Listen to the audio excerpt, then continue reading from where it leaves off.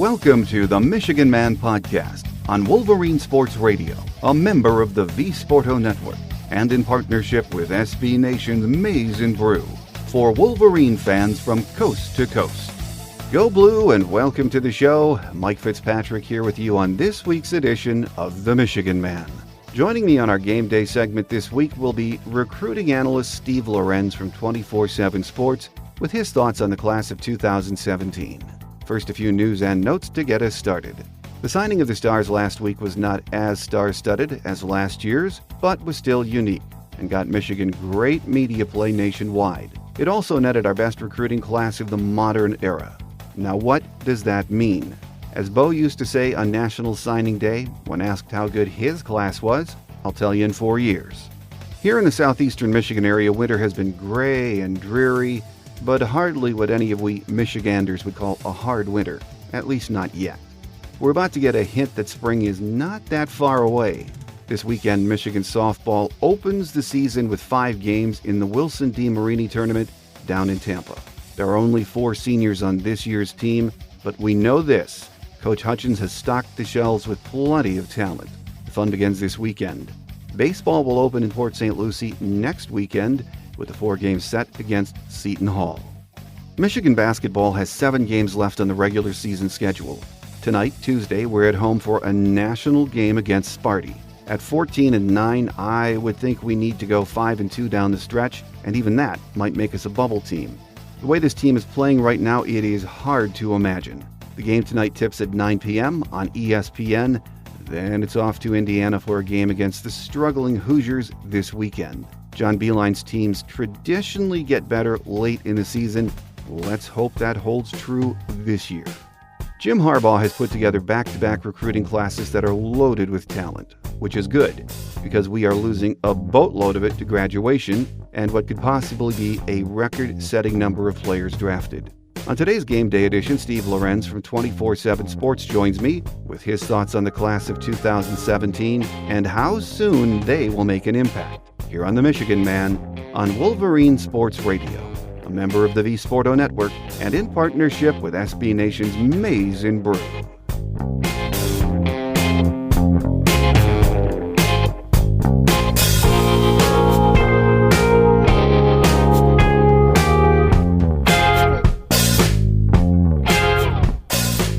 With us on our Game Day segment this week as we take a final look back at this phenomenal 2017 recruiting class is Steve Lorenz from 24/7 Sports. Great to have you back with us again, Steve. Thanks a lot, Mike. Good as always. Before we start talking about the recruiting class, Steve, sort of off subject, but since everyone is talking about it this morning, the day after the Super Bowl, I almost walked away from that game in the fourth quarter, I'm sad to say. What a performance, Steve, from Tom Brady and the Patriots. You know, it's funny. I'm going to have to give my cousin a little bit of credit here. He, sometimes you just say it, but he called the comeback. And again, I don't know if he was just joking around or not, but 28-3, Patriots were driving. And he said, he's like, I got a feeling what's going to happen here. And, sure enough, it's amazing. The big thing for me with Brady, I think the conversation's over. I think he's done what he's needed to do. There's really no debating that he's the greatest quarterback of all time and maybe the greatest football player of all time. Just to, will his team back. Obviously, it wasn't, just him. I think the Dante Hightower play, that sack fumble was a turning point in the game. But to play the way he did, most passing yards in the game, most completions in the game, largest comeback in Super Bowl history by far. We couldn't believe that 10 was the biggest comeback in the Super Bowl. When we were watching that, they showed that graphic. You never really think about it. There really haven't been any, epic comebacks like that. So what a game. I think the NFL really needed it too. The playoffs had been mostly a disappointment, and outside of what probably Green Bay, Dallas was a great game, but just a lot of blowouts. And that one looked like it was going to be for a while. But just an amazing comeback.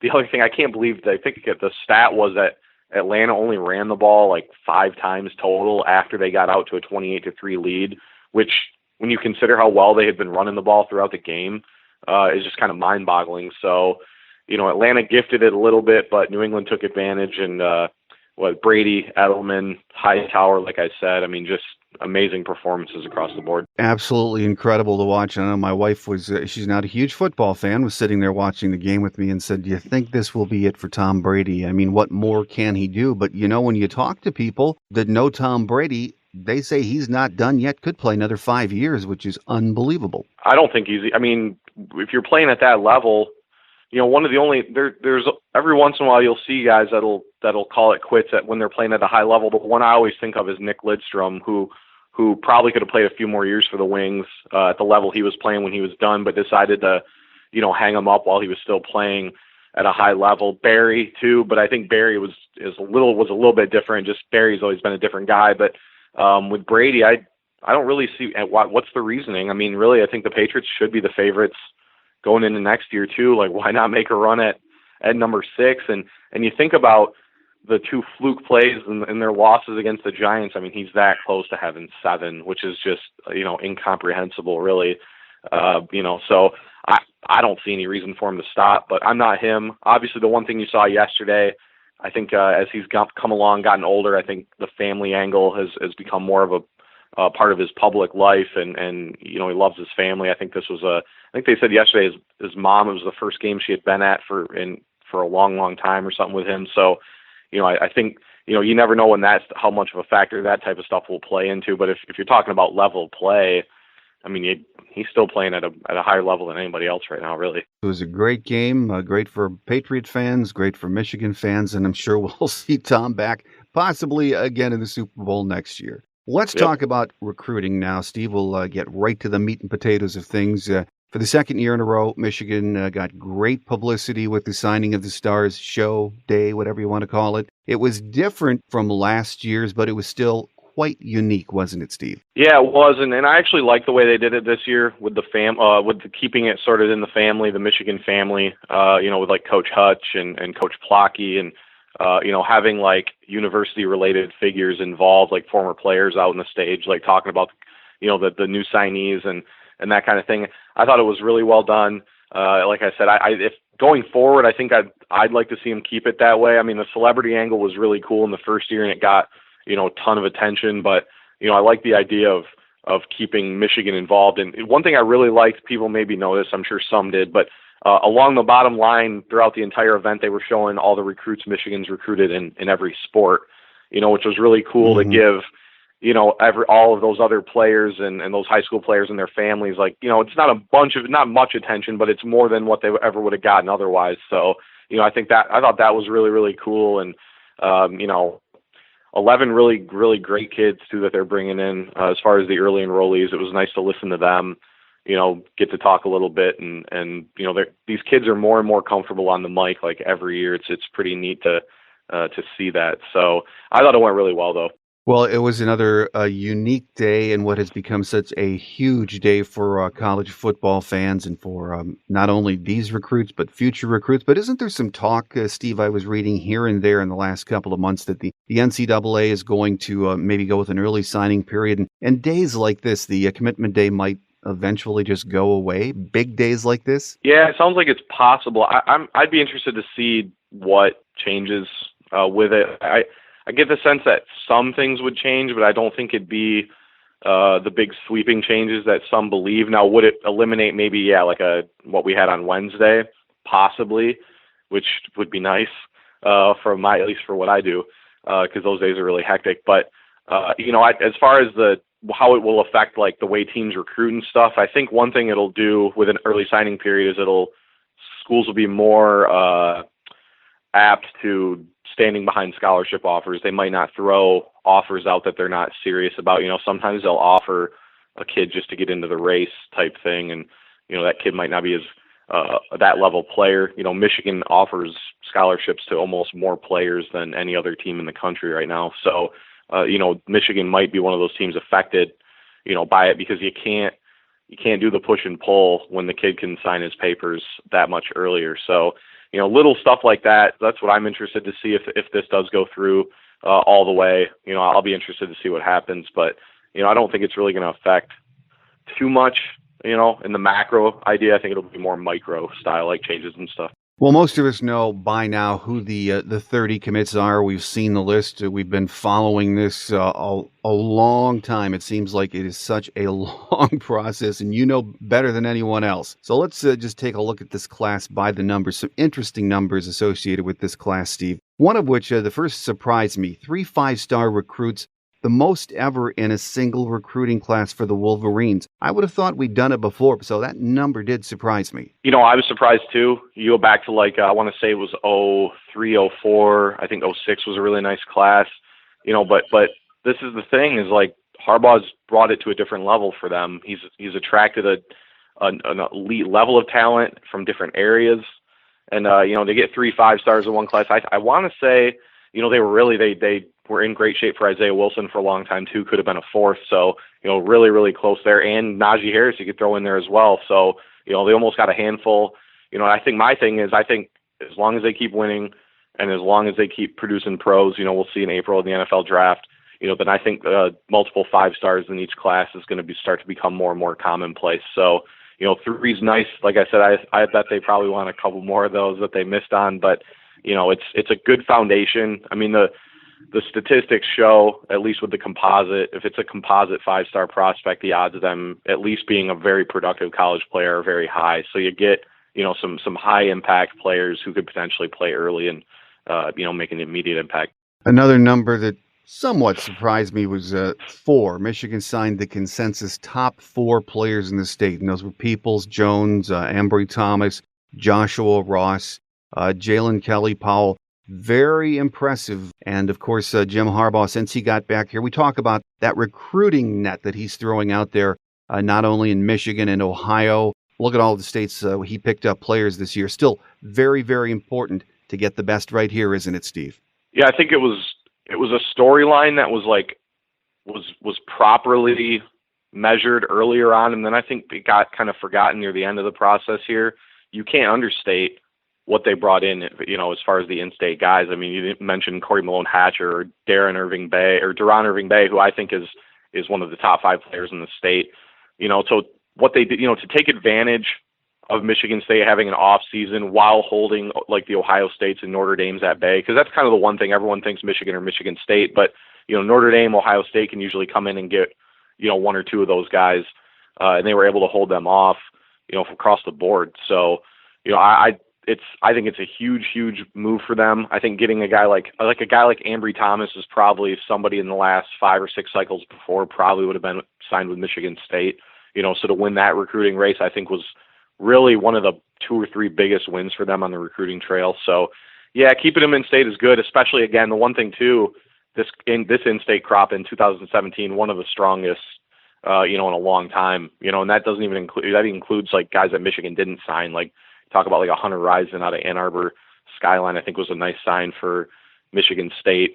Mustafa, the kid out of Dearborn Fordson, Khalifa that they signed is a really good underrated player as well. So I think it was a really strong crop from top to bottom. But you could argue Michigan could argue they probably got 7 of the top 8 players, in the state this year. So you got to keep your best players home, and to beat Michigan State, take advantage of that situation. They really couldn't have done a much better job with that. Well, all along the way during the recruiting process, we keep an eye on, are we in the top 10? Are we in the top 5? Are we going to finish in the top 5? And I guess it depends who you look at. Just about everyone has us in the top 5. Were you surprised, though, that on that last day, USC sort of bumped ahead of us? Going into signing day, I knew we felt like USC was going to get pretty much all 6 guys that they were aiming for. I didn't know that they would pass Michigan, though. I was a little bit surprised to see that. But the thing is, what I looked at was, and what I told our readers was, if you look at Michigan's final number, and I can't remember the number off the top of my head, but in pretty much every other cycle except for this year's, it would have been a top 2 level class. And so that's the way I look at it. I look at it like they signed a top 3, top 2 level class. It just happened to be, if you look at the composite, the final rankings, if you look at teams 1 through 8, then there's a massive drop off from 8 to 9. So there were a handful of teams that signed really, really, really elite classes. You look at LSU closed strong, Florida State closed really strong. Alabama, Ohio State, Georgia pretty much had the top 3 for, the last I don't want to say like 3 or 4 months at least. So, those 7 or 8 schools really put together some elite classes. And it's not, for me, I don't look at it as like, they finished here or there. I always look at it historically and look at the numbers. And then you look at they signed 21 4-stars. I mean, that's unbelievable. I don't want to say 22 or 23 4 or 5-stars, which like is the same amount as they had signed in the previous 2 classes combined. So, I think it's they built a lot of depth, but they built like high quality depth too. There are a lot of guys in this class that I don't look at as like projects or guys that we'll see kind of guys. There's a lot of guys in there that it's like it's going to be a real surprise if they don't end up becoming productive players. So, top 5, they finish around 5 or 6. I think that's a top 3 class in any other cycle. So that's the way I'd be viewing it. And you know how some fans of recruiting are, Steve. As soon as it was over on Wednesday, I started getting emails, and I know you know this. People were happy, but they were sort of lamenting the fact, we're behind Ohio State. Alabama is so much better. But as you just alluded to, when you look at the top 5 or top 8 classes in the country, which you would consider elite, there really isn't that much of a separation, is there? No, not really. And the thing that people got to remember with like Alabama, Ohio State, I mean, these programs are in a different spot right now. I mean, they're in the midst of, amazing runs. You look at what Meyer's done in the Big Ten, obviously what Alabama's done despite the loss against Clemson.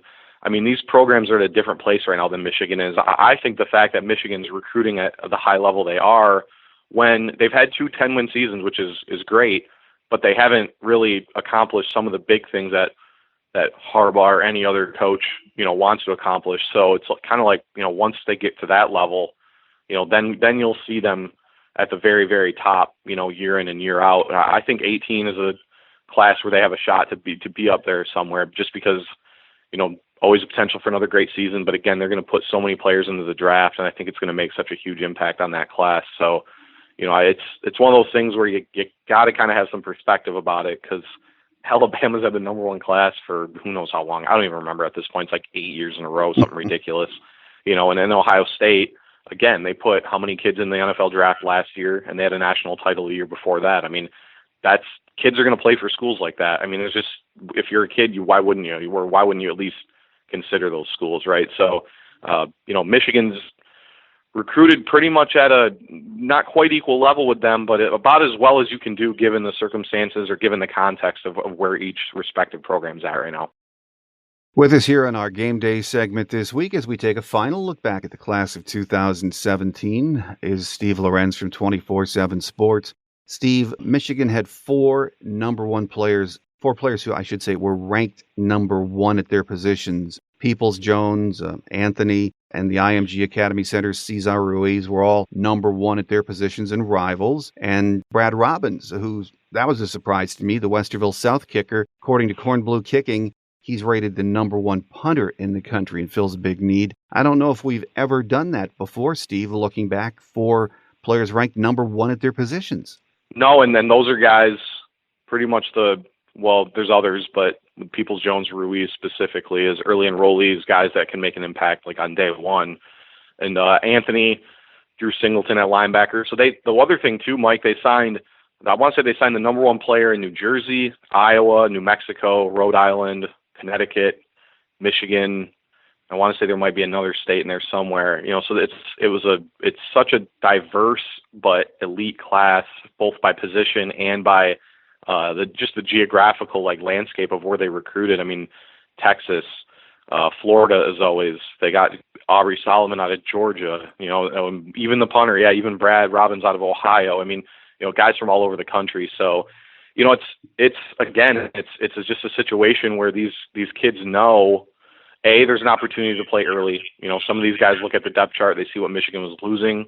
So an elite guy can, they can look him in the eye and say, hey, there's a real shot you could play early if you come in and compete.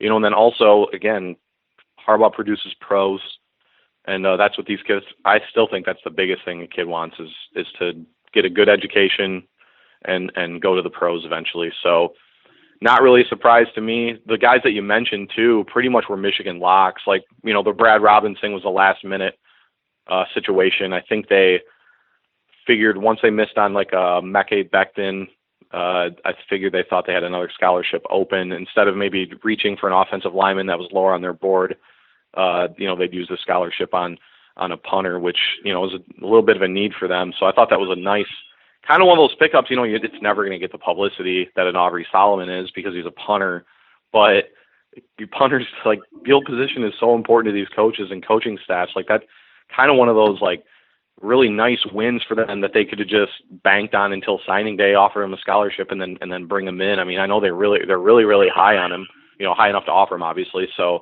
kind of one of those stealth wins in that regard. But yeah, lead across the board. Just a great deep class and top heavy at the positions they needed. Well, this thing with the Westerville South kicker, Brad Robbins, that fascinated me on signing day because when we offered and he accepted, I thought, well, who is this kid? And then I started, Googling information on him. And here he is, according to Corn Blue Kicking, the number one punter in the country. And so I thought to myself, how does a guy that's ranked number one in the country hang around and have options on National Signing Day? So I think he was verbally committed to Nevada, which, again, if you're the number one kicker, Corn Blue's usually pretty accurate as far as their kicker rankings go, but for him to only be verbally committed to Nevada, I think Illinois offered him as well recently.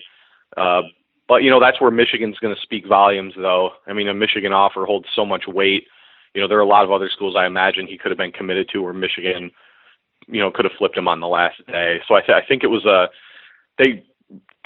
Chris Partridge went out to see him about a week before signing day. And I think pretty much the agreement was it was going to be contingent on whether or not Michigan had scholarship room or not. They did, they offered, and, it was over. So, for to get a guy out of Columbus, number one punter level guy is a nice little win, like I said. And it's indicative of what a Michigan scholarship means, though. I mean, I don't even think he's visited, to be honest with you. So, commit and sign sight unseen is just a big thing for Michigan. And Michigan's one of those only types of schools that can do that. Not a lot of schools can just offer a guy on National Signing Day and flip his commitment like that. So pretty neat little story. Yeah, it really is fascinating. And he's going to get a chance to walk right in, you would think, and compete for that starting punting job. I think so. I mean, that's one of the understated losses. Everyone keeps talking about the defensive line losses and linebacker, but Kenny Allen has been so valuable to this team the last two seasons. And, you could argue he's going to be the toughest player for them to replace.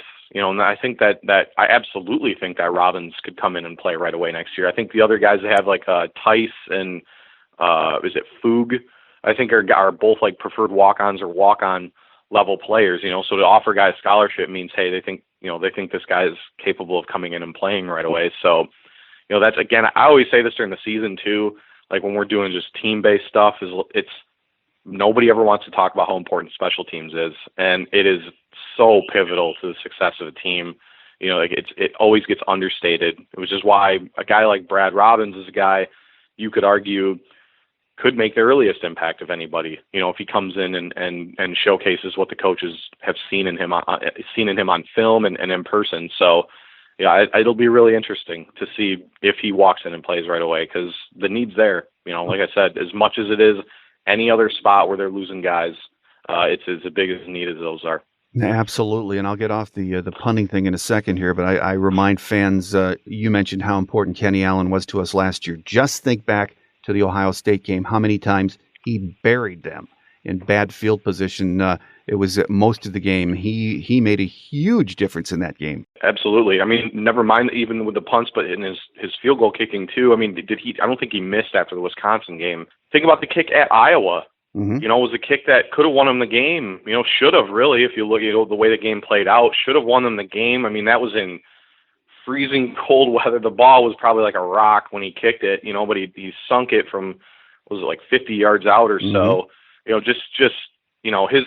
I always believed, after the Wisconsin game and they were talking, his job was up for grabs. It's like, I never really bought that too much because he'd been so consistent for them for so long. I mean, everybody's going to have an off day at some point, and he held true with that. So, it's not only was he accurate, but he was making some big kicks for him. And like you said, to double down to be a punter / kicker is not easy. Like people think you just kick the ball, but it's not easy at all. And he was one of the country's best really in both in both areas. So I want to say Michigan special teams finished like somewhere in the top. So the FEI, field position ratings, is something I always look at every year. I always think, field position is pivotal, and it's the only thing I can find that really tries to measure it. And Michigan finished somewhere in the top 10 on both ends of the ball as far as where they started, which you could probably argue Jabril played a big role in that. And then on the other side, defensive field position, which is where Kenny Allen was so valuable in that regard. So, yeah, huge loss for them. I mean, it'll be interesting to see where that goes next year. Well, 11 of the 2017 signees already enrolled at Michigan early to get a head start in the classroom, which is vitally important. And with the playbook,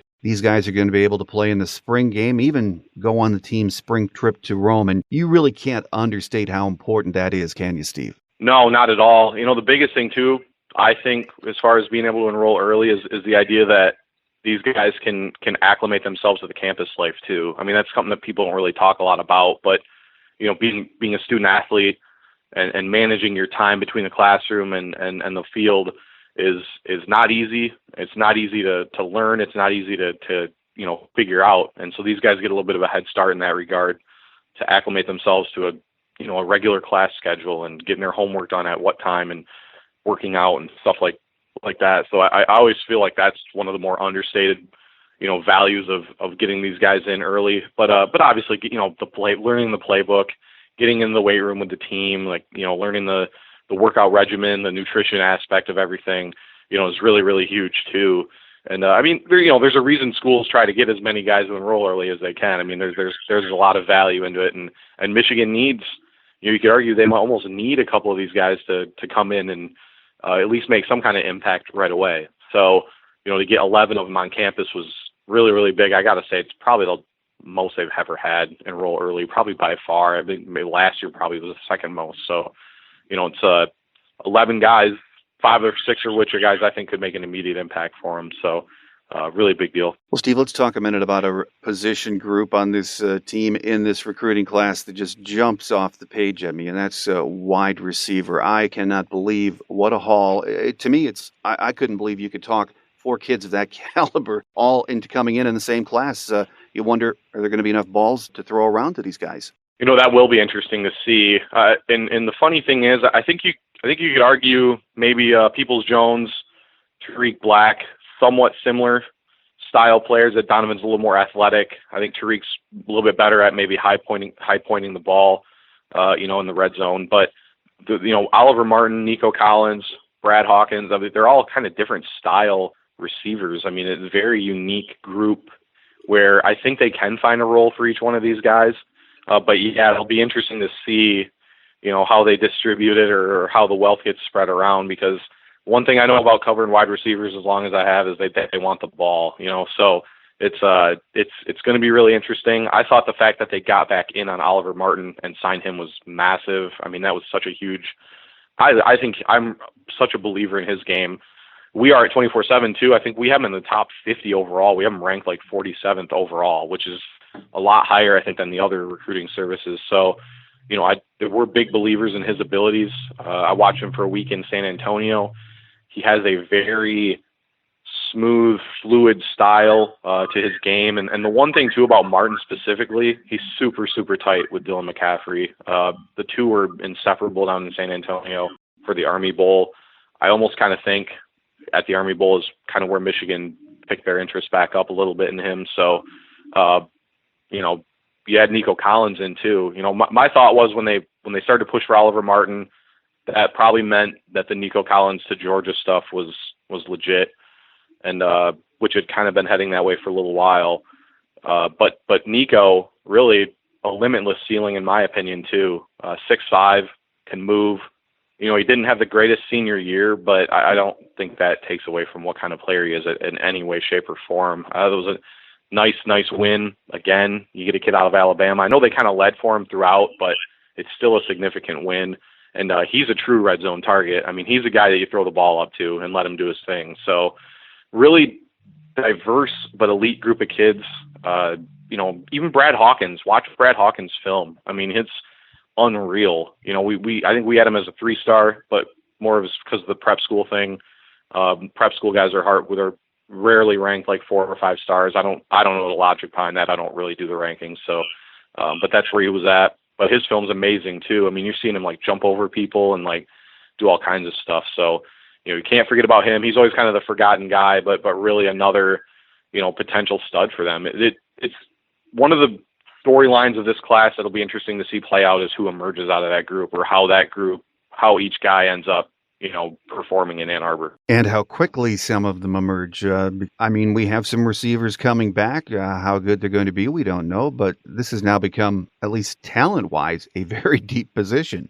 Super deep. And like you said, I'm interested that, wide receiver probably some would argue the most interesting position to watch this season, just for that simple reason that they're not really returning a lot of production. Eddie McDoom made a lot of plays, but not really in the passing game. He was kind of the end-around specialist kind of guy. So, between Drake Harris, who I still have hopes for as far as being a producer, the one thing I always say about Drake is that he and Wilton Spade are really, really tight, really, really close, work out together in the off season, and I think that Drake's getting there. He showed it in flashes this season when he was on the field, and also you notice that Wilton tries to get it to him when he's on the field too. So I think there's something there.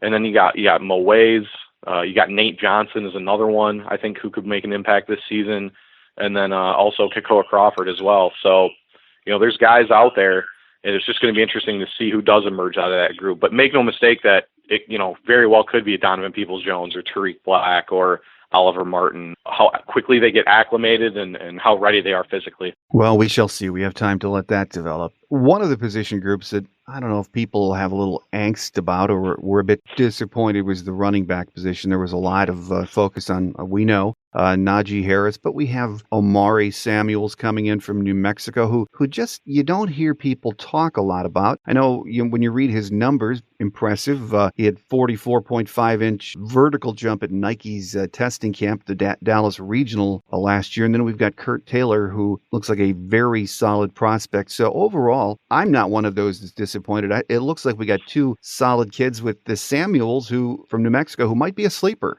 I would agree with Omari as a sleeper, and here's the thing is you have to go after a Najee Harris. Like, he's that good. Like, it's the type of prospect that if you have a shot with, you have to fight for him, and that, again, I know we talked about it before, but that race was a lot closer than people think. A lot of people, people think, well, he stuck with Alabama. It couldn't have been that close, but it really was. It was a disappointing loss for Michigan. But you got Chris Evans coming back as a sophomore. Karan Higdon still got 2 years left. Kareem Walker, Kingston Davis haven't done anything yet, or haven't expired any of their true eligibility at this point. So they have a lot of young depth there that they can develop and build around. That's why they didn't pursue another one after they missed on Harris, which I think you always got to keep an eye on that kind of stuff. If they miss on a guy and they don't really pursue anybody else at the position, usually means they at least feel pretty good, about where they stand at the position overall. So yeah, Omari is definitely a sleeper. The thing with Kurt Taylor is such an interesting story. I mean, he's the longest committed kid. Obviously, loves Michigan. He's tweets about it all the time, and is very good at promoting his love for the program on social media. But he's a kid that Jim Harbaugh really liked and took a liking to. His recruitment was entirely a Jim Harbaugh thing. Harbaugh offered him. Harbaugh accepted his verbal commitment, and then Harbaugh went out and saw him a couple days before signing day, before they sent him his letter of intent. I'm interested to see what he turns into. I think some would argue that Michigan could have recruited a better player at running back. I don't necessarily, I think there's something to be said about kids that have such a undying passion to play for the program. And, I think Kurt Taylor's the type of kid that's going to be a huge asset for the team, both on and off the field. I think his mind's right. I think he's a kid that's going to push other players to be better. His motto, his hard work is undefeated motto, is something that he, loves to talk about. But it was interesting how it finished out. But I think the two guys they got are going to suffice. And it'll be interesting again, much like wide receiver. I'm interested to see how these two guys, how their careers end up in Ann Arbor. Just an intriguing duo, I guess would be the best way to put it. Well, Steve, two big-time classes back-to-back for Coach Jim Harbaugh, and he is setting one solid foundation, isn't he? Like I said, you get 21 4 and 5 stars in one class. That's not just building depth; it's building high-quality depth. And again, I'm always enamored with who pans out, who doesn't, because you have so many great kids, and it's not every single one of them. I mean, it's just a fact. Not every single one of them is going to see the field all the time and is going to become a great player there. I mean, it's almost impossible, for that to happen, but I always liken it to poker. The better hand you're playing with, the better chance you have to win.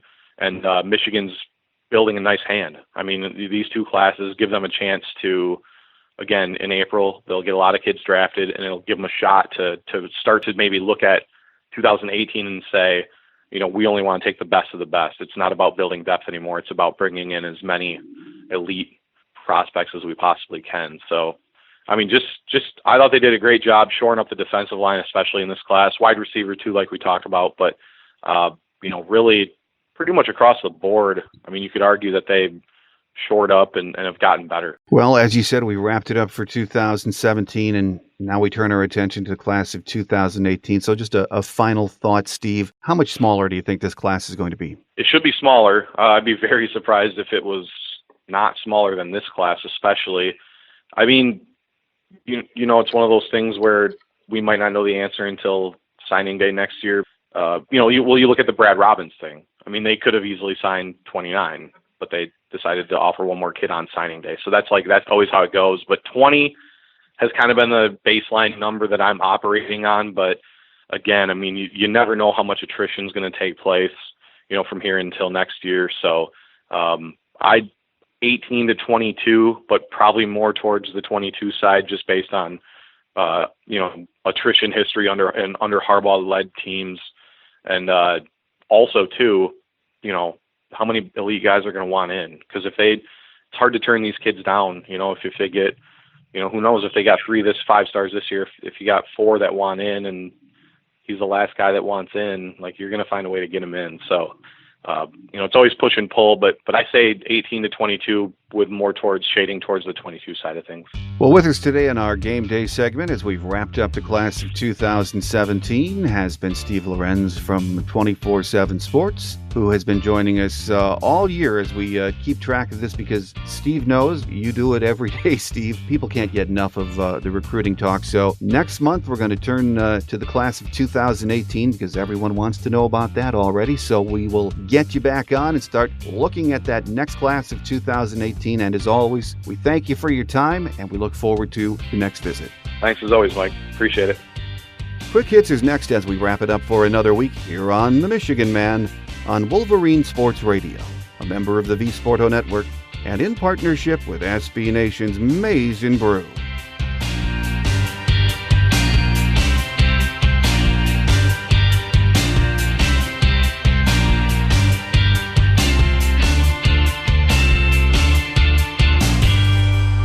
On Quick Hits today, men's basketball in action tonight at home against Michigan State. There are 7 regular season games left now, and you would think we need at least 5 more W's to get NCAA consideration. Right now, that seems like a long shot. Things can change, though, and they have to, starting tonight, against the Spartans. The University of Michigan women's basketball team entered the Associated Press poll on Monday afternoon for the first time since January 21st, 2013, and the 16th time in school history, coming in at number 21. The Wolverines are 19-5 on the season, the best record through 24 games in school history. They have won 4 straight and sit in 3rd place in the Big Ten with an 8-2 record.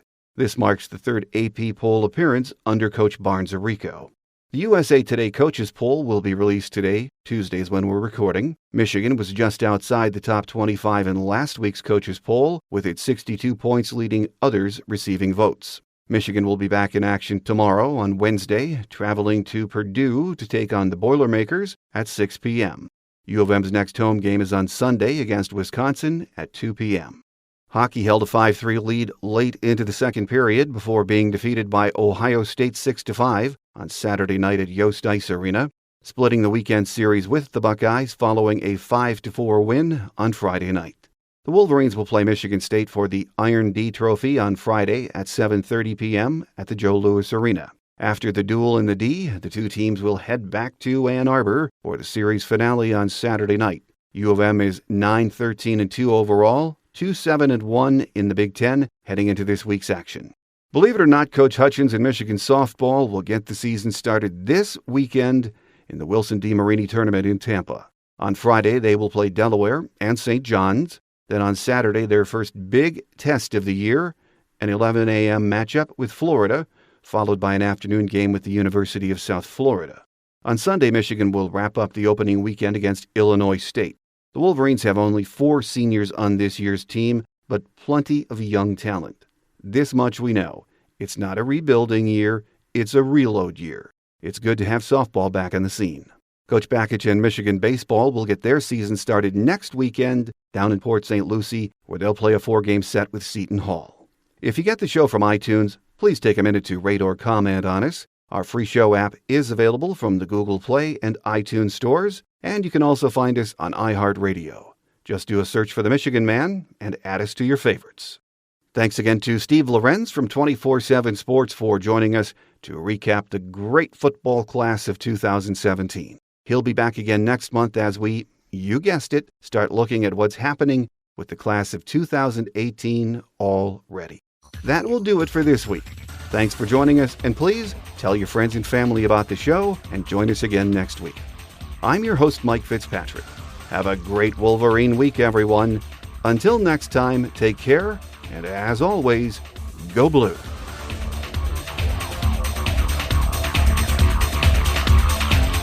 Thanks for joining us today on The Michigan Man, here on Wolverine Sports Radio, a member of the V Sporto Network, and in partnership with SB Nation's Maize and Brew.